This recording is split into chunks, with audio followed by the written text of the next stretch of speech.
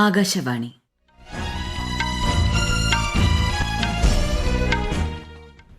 നമസ്കാരം. വാർത്തകൾ വായിക്കുന്നത് സീന ആന്റണി.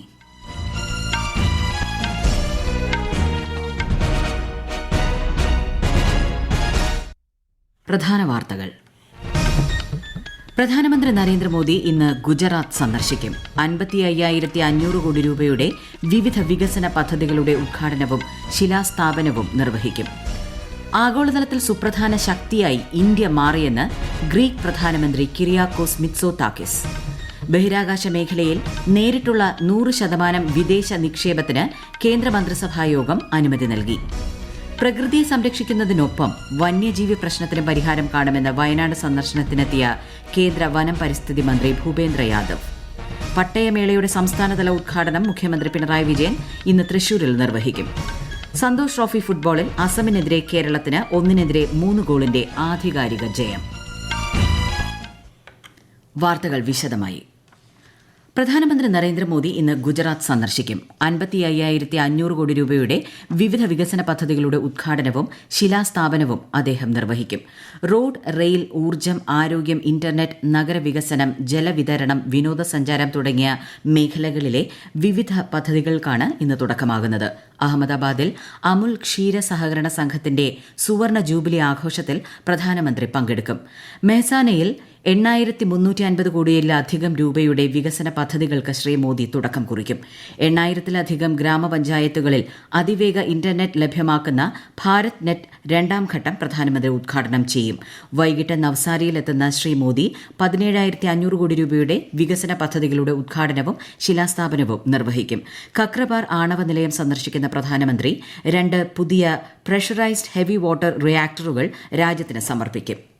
ഭീകരവാദത്തിനെതിരായ പോരാട്ടത്തിൽ ഇന്ത്യയ്ക്കും ഗ്രീസിനും പൊതുവായ ആശങ്കകളും മുൻഗണനകളുമുണ്ടെന്ന് പ്രധാനമന്ത്രി നരേന്ദ്രമോദി. ഇന്ത്യ സന്ദർശനത്തിനെത്തിയ ഗ്രീക്ക് പ്രധാനമന്ത്രി കിരിയാക്കോസ് മിത്സോതാക്കിസുമായി ന്യൂഡൽഹിയിൽ ഉഭയകക്ഷി ചർച്ച നടത്തുകയായിരുന്നു പ്രധാനമന്ത്രി. രാജ്യതലസ്ഥാനത്ത് പുരോഗമിക്കുന്ന റെയ്സീന സംഭാഷണം 9ാം പതിപ്പിൽ മുഖ്യാതിഥിയായി ഗ്രീക്ക് പ്രധാനമന്ത്രി പങ്കെടുത്തു. വിശദാംശങ്ങളിലേക്ക്. 4 ദിവസത്തെ സന്ദർശനത്തിന് ന്യൂഡൽഹിയിലെത്തിയ ഗ്രീക്ക് പ്രധാനമന്ത്രി കിരിയാക്കോസ് മിത്സോതാക്കിസുമായി നടത്തിയ ഉഭയകക്ഷി ചർച്ചയിൽ 2030 ഇരു രാജ്യങ്ങൾക്കുമിടയിലെ ഉഭയകക്ഷി വ്യാപാരം ഇരട്ടിയാക്കാൻ ധാരണയായി. കൃഷി, ഔഷധ മേഖല, ചികിത്സാ ഉപകരണങ്ങൾ, സാങ്കേതിക വിദ്യ, നവീകരണം, നൈപുണ്യ വികസനം തുടങ്ങിയ മേഖലകളിൽ സഹകരണം മെച്ചപ്പെടുത്തുന്നതിനുള്ള പ്രതിജ്ഞാബദ്ധതയും ഇരു രാജ്യങ്ങളും പങ്കുവച്ചു. കൃഷി, വിനോദസഞ്ചാരം, സൈബർ സ്പേസ് എന്നീ മേഖലകളിലെ സഹകരണവും ചർച്ചയായി. സമുദ്രത്തിലൂടെയുള്ള ചരക്കു നീക്കത്തിനാണ് ഇരു രാജ്യങ്ങളും മുൻഗണന നൽകുന്നത്. ആഗോളതലത്തിൽ സുപ്രധാന ശക്തിയായ ഇന്ത്യ സമാധാനവും സുരക്ഷയും ഉറപ്പാക്കുന്നതിൽ ഗ്രീസിന്റെ പ്രധാന പങ്കാളിയാണെന്ന് റെയ്സിന സംഭാഷണത്തിൽ മുഖ്യാതിഥിയായി പങ്കെടുത്ത ഗ്രീക്ക് പ്രധാനമന്ത്രി പറഞ്ഞു. മെഡിറ്ററേനിയൻ മേഖലയിൽ ഇന്ത്യയുടെ വർദ്ധിച്ചുവരുന്ന താൽപര്യങ്ങളെ സംബന്ധിച്ച് ചടങ്ങിൽ സംസാരിച്ച വിദേശകാര്യമന്ത്രി ഡോക്ടർ ജയശങ്കർ പരാമർശിച്ചു. 100-ലധികം രാജ്യങ്ങളിൽ നിന്നുള്ള 2,500ഓളം പ്രതിനിധികളാണ് സംഭാഷണത്തിൽ പങ്കെടുക്കുന്നത്. News desk, Akashvani. റെയ്സിന സംഭാഷണത്തിന്റെ 2ാം ദിവസമായ ഇന്ന് ഒട്ടേറെ വിഷയങ്ങളിൽ ചർച്ച നടക്കും. വിദേശകാര്യമന്ത്രി എസ് ജയശങ്കർ, റെയിൽവേ മന്ത്രി അശ്വിനി വൈഷ്ണവ്, പ്രധാനമന്ത്രിയുടെ സാമ്പത്തിക ഉപദേശക സമിതി ചെയർമാൻ ബിബേക് ദെബ്രോയ് തുടങ്ങിയവർ വിവിധ സെഷനുകളിൽ പങ്കെടുക്കും. മുൻ രാഷ്ട്രതലവന്മാർ, രാഷ്ട്ര നേതാക്കൾ, സൈനിക മേധാവിമാർ, വ്യവസായ പ്രമുഖർ, സാങ്കേതിക വിദഗ്ധർ, അക്കാദമിക് വിദഗ്ധർ, പത്രപ്രവർത്തകർ തുടങ്ങിയവരും പങ്കാളികളാകും. ബഹിരാകാശ മേഖലയിൽ 100% വിദേശ നിക്ഷേപം അനുവദിക്കും വിധം നേരിട്ടുള്ള വിദേശ നിക്ഷേപ നയത്തിൽ ഭേദഗതി വരുത്താൻ കേന്ദ്ര സർക്കാർ തീരുമാനിച്ചു. ബഹിരാകാശ മേഖലയുമായി ബന്ധപ്പെട്ട് പ്രവർത്തിക്കുന്ന ഇന്ത്യൻ കമ്പനികളിൽ വിദേശ നിക്ഷേപം ആകർഷിക്കുന്നതിനാണ് ഭേദഗതിയെന്ന് വാർത്താവിതരണ പ്രക്ഷേപണ മന്ത്രി അനുരാഗ് സിംഗ് ഠാക്കൂർ പറഞ്ഞു. ബഹിരാകാശ മേഖലയുമായി ബന്ധപ്പെട്ട ഘടകങ്ങളും സംവിധാനങ്ങളും നിർമ്മിക്കാൻ 100% വരെ വിദേശ നിക്ഷേപം അനുവദിക്കുമെന്നും ശ്രീ ഠാക്കൂർ വ്യക്തമാക്കി. സമാധാനത്തിനായി കൂട്ടായ പരിശ്രമം നടത്താൻ രാജ്യരക്ഷാമന്ത്രി രാജ്നാഥ് സിംഗ് അന്താരാഷ്ട്ര സമൂഹത്തോട് ആഹ്വാനം ചെയ്തു. വിശാഖപട്ടണത്ത് ബഹുരാഷ്ട്ര അന്താരാഷ്ട്ര സൈനികാഭ്യാസമായ മിലൻ 12ാമത് പതിപ്പിന്റെ ഉദ്ഘാടന ചടങ്ങിൽ സംസാരിക്കുകയായിരുന്നു അദ്ദേഹം. യുദ്ധങ്ങൾ നടത്തുകയും സമാധാനം നിലനിർത്തുകയും ചെയ്യുക എന്ന 2 ഉത്തരവാദിത്തങ്ങളാണ് സായുധ സേനയ്ക്ക് നിർവഹിക്കാനുള്ളത്, ശ്രീ രാജ്നാഥ് സിംഗ് പറഞ്ഞു. സുഹൃത്ത് രാഷ്ട്രങ്ങൾക്കിടയിൽ ധാരണ, സൈനിക സഹകരണം എന്നിവ വളർത്തുന്നതിനുള്ള ഉപാധിയായി അന്താരാഷ്ട്ര സൈനികാഭ്യാസങ്ങൾ മാറിയിട്ടുണ്ടെന്നും മന്ത്രി പറഞ്ഞു.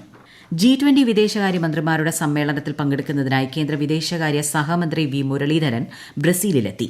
G20 അധ്യക്ഷ പദവി ബ്രസീൽ ഏറ്റെടുക്കുന്നതിന് ശേഷമുള്ള ആദ്യ മന്ത്രിതല യോഗത്തെ ഏറെ പ്രതീക്ഷയോടെയാണ് നോക്കിക്കാണുന്നതെന്ന് കേന്ദ്രമന്ത്രി പറഞ്ഞു. അന്താരാഷ്ട്ര സംഘർഷങ്ങൾ കൈകാര്യം ചെയ്യുന്നതിൽ G20യുടെ പങ്ക്, ആഗോള ഭരണ പരിഷ്കരണം എന്നീ വിഷയങ്ങൾ സംഘടിപ്പിക്കുന്ന യോഗങ്ങളിൽ അദ്ദേഹം ഭാഗമാകും. ഇന്ത്യ, ബ്രസീൽ, ദക്ഷിണാഫ്രിക്ക വിദേശമന്ത്രിമാരുടെ സംയുക്ത സമ്മേളനത്തിലും ശ്രീ മുരളീധരൻ പങ്കെടുക്കും. താങ്ങുവില ഉൾപ്പെടെയുള്ള എല്ലാ വിഷയങ്ങളും സമരം ചെയ്യുന്ന കർഷകരുമായി ചർച്ച ചെയ്യാൻ സർക്കാർ തയ്യാറാണെന്ന് കൃഷിമന്ത്രി അർജുൻ മുണ്ട. 5ാം റൌണ്ട് ചർച്ചകൾക്കായി കർഷക നേതാക്കളെ ക്ഷണിച്ച കേന്ദ്ര കൃഷിമന്ത്രി സമരക്കാരോട് സമാധാനം പാലിക്കാനും ആഹ്വാനം ചെയ്തു. പ്രക്ഷോഭത്തിന്റെ പശ്ചാത്തലത്തിൽ ക്രമസമാധാനം പാലിക്കുന്നതിനുള്ള നടപടികൾ സ്വീകരിക്കാൻ പഞ്ചാബ് സർക്കാരിന് കേന്ദ്രം നിർദ്ദേശം നൽകി. ഗോത്രവിഭാഗത്തിലെ വിദ്യാർത്ഥികളുടെ ആരോഗ്യ പരിരക്ഷയ്ക്കായുള്ള ആയുഷ് ഗോത്രകാര്യ മന്ത്രാലയങ്ങളുടെ സംയുക്ത സംരംഭത്തിന് തുടക്കമായി. ആയുർവേദം പ്രയോജനപ്പെടുത്തി നടപ്പാക്കുന്ന സംയുക്ത ദേശീയതല പദ്ധതി 20,000-ത്തിലധികം ഗോത്ര വിദ്യാർത്ഥികൾക്ക് പ്രയോജനം ചെയ്യും. ഈ വാർത്തകൾ ആകാശവാണിയിൽ നിന്ന്. വയനാട്ടിലെ വന്യമൃഗശല്യം പരിഹരിക്കാൻ പദ്ധതികൾ ആവിഷ്കരിക്കുമെന്ന് കേന്ദ്ര വനം പരിസ്ഥിതി മന്ത്രി ഭൂപേന്ദ്ര യാദവ്. പ്രകൃതിയെ സംരക്ഷിക്കുന്നതിനൊപ്പം വന്യജീവി പ്രശ്നത്തിന് പരിഹാരം കാണുമെന്നും വയനാട് സന്ദർശനത്തിനെത്തിയ അദ്ദേഹം പ്രതികരിച്ചു. The vision of our Prime Minister Shri Narendra Modi to protect the every life and to protect the environment also. So we are here to protect both, and we know that human life is very important. ജില്ലയിൽ വന്യമൃഗ ആക്രമണത്തിൽ കൊല്ലപ്പെട്ടവരുടെ കുടുംബങ്ങളെ മന്ത്രി വീടുകളിലെത്തി ആശ്വസിപ്പിച്ചു. കടുവയുടെ ആക്രമണത്തിൽ കൊല്ലപ്പെട്ട വാഗേരി പ്രജീഷിന്റെ വീട്, കാട്ടാനയുടെ ആക്രമണത്തിൽ കൊല്ലപ്പെട്ട പുൽപ്പള്ളി പാക്കത്തെ പോളിന്റെയും പയ്യമ്പള്ളി പനച്ചിയിൽ അജീഷിന്റെയും വീടുകളാണ് മന്ത്രി സന്ദർശിച്ചത്. വയനാട്ടിലെ വന്യമൃഗ പ്രശ്നം ചർച്ച ചെയ്യുന്നതിനായി രാവിലെ 10 മണിക്ക് കളക്ടറേറ്റിൽ യോഗവും വിളിച്ചു ചേർത്തിട്ടുണ്ട്. യോഗത്തിൽ കേരളം, കർണാടക വനം വകുപ്പ് ഉദ്യോഗസ്ഥരുമായി നിലവിലെ അവസ്ഥ ചർച്ച ചെയ്യും. കേരളത്തിൽ ഇന്ന് നടക്കുന്ന പട്ടയമേളയിൽ 31,499 കുടുംബങ്ങൾക്ക് പട്ടയം കൈമാറും. സംസ്ഥാനതല ഉദ്ഘാടനം മുഖ്യമന്ത്രി പിണറായി വിജയൻ തൃശൂരിൽ നിർവഹിക്കും. വൈകിട്ട് 3-ന് തേക്കിൻകാട് വിദ്യാർത്ഥി കോർണറിലാണ് ഉദ്ഘാടനം. 14 ജില്ലകളിലും ചുമതലയുള്ള മന്ത്രിമാർ പങ്കെടുക്കും. കാസർഗോഡ്, വയനാട് വികസന പാക്കേജുകളിൽപ്പെടുന്ന വിവിധ പദ്ധതികൾക്ക് ഇന്നലെ ചേർന്ന മന്ത്രിസഭാ യോഗം ഭരണാനുമതി നൽകി. കാസർഗോഡ് പാക്കേജിലെ പദ്ധതികൾക്കായി 20.14 കോടി രൂപയും വയനാടിന് 4.28 കോടി രൂപയുമാണ് അനുവദിച്ചത്. മുഖ്യമന്ത്രിയുടെ ചീഫ് പ്രിൻസിപ്പൽ സെക്രട്ടറി KM എബ്രഹാമിന് ക്യാബിനറ്റ് പദവി നൽകാനും തീരുമാനമായി. കേരള ബാങ്ക് CEO ആയി ജോട്ടി M ചാക്കോയെ നിയമിക്കാനും മന്ത്രിസഭായോഗം തീരുമാനിച്ചു. കേന്ദ്രാവിഷ്കൃത പദ്ധതികൾ ജനങ്ങളിലെത്തിക്കുന്ന വികസിത് ഭാരത് സങ്കൽപ് യാത്രയുടെ 2ാം ഘട്ട പര്യടനം തിരുവനന്തപുരം, എറണാകുളം, കോഴിക്കോട് ജില്ലയിൽ തുടരുന്നു. എറണാകുളത്ത് അങ്കമാലിയിലും കങ്കരപ്പടിയിലും കോഴിക്കോട് ഫറോക്ക് മുനിസിപ്പാലിറ്റിയിലെ കരുവൻതുരുത്തിലും ചുങ്കത്തുമാണ് ഇന്നലെ പര്യടനം നടന്നത്. തിരുവനന്തപുരത്ത് കുന്നപ്പുഴ, മരുതൂർ കടവ് എന്നിവിടങ്ങളിൽ ഇന്ന് പര്യടനം നടക്കും. കേരളത്തിൽ 23 തദ്ദേശ വാർഡുകളിലായി നടക്കുന്ന ഉപതെരഞ്ഞെടുപ്പിന് തുടക്കമായി. രാവിലെ 7 മണി മുതൽ വൈകുന്നേരം 6 മണി വരെയാണ് വോട്ടെടുപ്പ്. 10 ജില്ലകളിലായി ഒരു കോർപ്പറേഷൻ വാർഡിലും 4 മുനിസിപ്പാലിറ്റി വാർഡുകളിലും 12 ഗ്രാമപഞ്ചായത്ത് വാർഡുകളിലുമാണ് ഉപതെരഞ്ഞെടുപ്പ് നടക്കുന്നത്. മറ്റന്നാളാണ് വോട്ടെണ്ണൽ. അയോധ്യ തീർത്ഥാടനത്തിന് കണ്ണൂരിൽ നിന്നുള്ള ആദ്യ സംഘം ഇന്ന് ഉച്ചതിരിഞ്ഞ് കണ്ണൂർ റെയിൽവേ സ്റ്റേഷനിൽ നിന്നും ആസ്ഥ സ്പെഷ്യൽ ട്രെയിനിൽ യാത്ര തിരിക്കും. 12 മണിയോടെ സ്റ്റേഷനിലെത്തുന്ന തീർത്ഥാടകർക്ക് വൻ സ്വീകരണമാണ് ഒരുക്കിയിരിക്കുന്നത്. സന്തോഷ് ട്രോഫി ഫുട്ബോളിൽ കേരളത്തിന് വിജയത്തുടക്കം.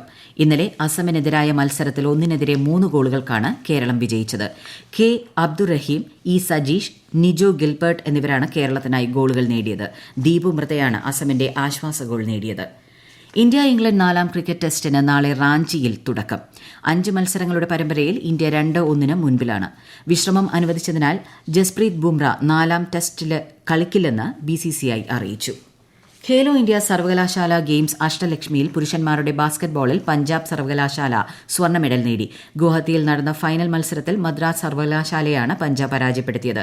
വനിതാ വിഭാഗത്തിൽ ജെയിൻ സർവകലാശാല മദ്രാസ് സർവകലാശാലയെ പരാജയപ്പെടുത്തി. വനിതാ പ്രീമിയർ ലീഗ് ക്രിക്കറ്റിന് നാളെ തുടക്കം. 5 ടീമുകൾ പങ്കെടുക്കുന്ന 2ാം പതിപ്പിന് ഡൽഹിയും ബംഗളൂരുവുമാണ് വേദിയാവുക. പ്രധാന വാർത്തകൾ വീണ്ടും.